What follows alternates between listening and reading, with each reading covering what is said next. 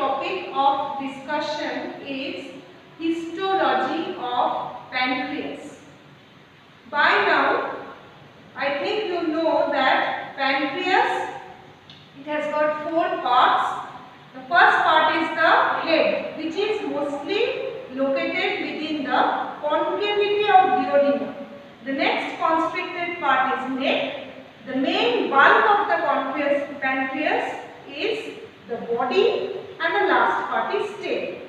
Now histologically, remember pancreas, it is a mixed gland. So it has got both the exocrine and the endocrine part. The pancreas is surrounded by a delicate capsule, and from this capsule arises the connective tissue septi.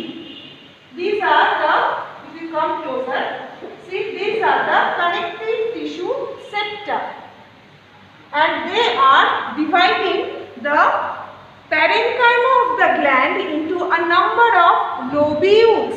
So this is one lobule, this is one lobule, this is another lobule. So there are a number of different lobules. The number 2 important point is the exocrine part consists of the serous acini. Now remember, this serous acini is very much similar with the acinas that you will find in the parotid gland, in the head and neck portion. Histology of parotid. If you see under the high powered, you will see that this serous acini, it is made up of a number of pyramidal shaped cells. These are the pyramidal shaped cells. They have got surrounding a small lumen. They have got rounded nucleus. These are the rounded nuclei.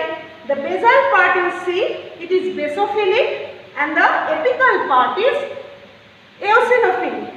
There are presence of number of zymogen granules, and they, what do they contain? They mostly contain the secretory granules, which will later produce the digestive enzymes. So this is the high powered view.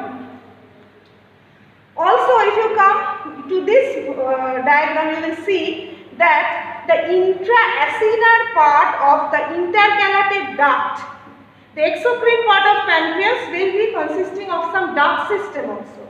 So the beginning of the duct system is the intercalated duct.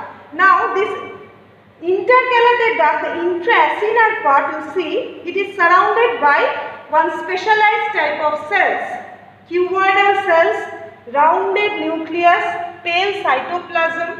This is known as centroacinous cells. This you cannot see under low power. This is centroacinous cells. What is its function? Its function is mostly it secretes bicarbonate ions, and that makes the alkaline secretion, that makes the pancreatic secretion alkaline. Okay, so that it can neutralize the acidic chyme inside the duodenum. So this is about the exocrine part. Now number 3 is come to the endocrine part of the pancreas. The endocrine part of the pancreas is composed of islets of Langerhans. These are pale staining. These are pale staining, and they are arranged like islands. There are some cords of cells. The cells are arranged like cords, and they are surrounded by blood capillaries. These islets of Langerhans, under specialized staining, under immunocytohistochemical staining, not under this H&E stain, you will see it is made up of a number of cells, alpha, beta, delta, and PP cells. These alpha cells situated towards the periphery of these islet cells, they secrete glucagon. Beta cells is most numerous. Situated towards the center of these islets, they secrete insulin. Delta cells, they secrete the somatostatin, and the PP cells, they mostly secrete the pancreatic polypeptides. So glucagon, insulin, somatostatin and the pancreatic polypeptides.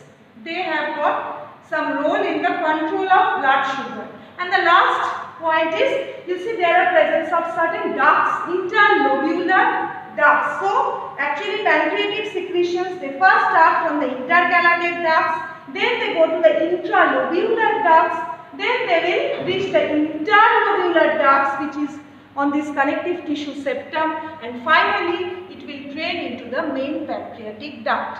Thank you.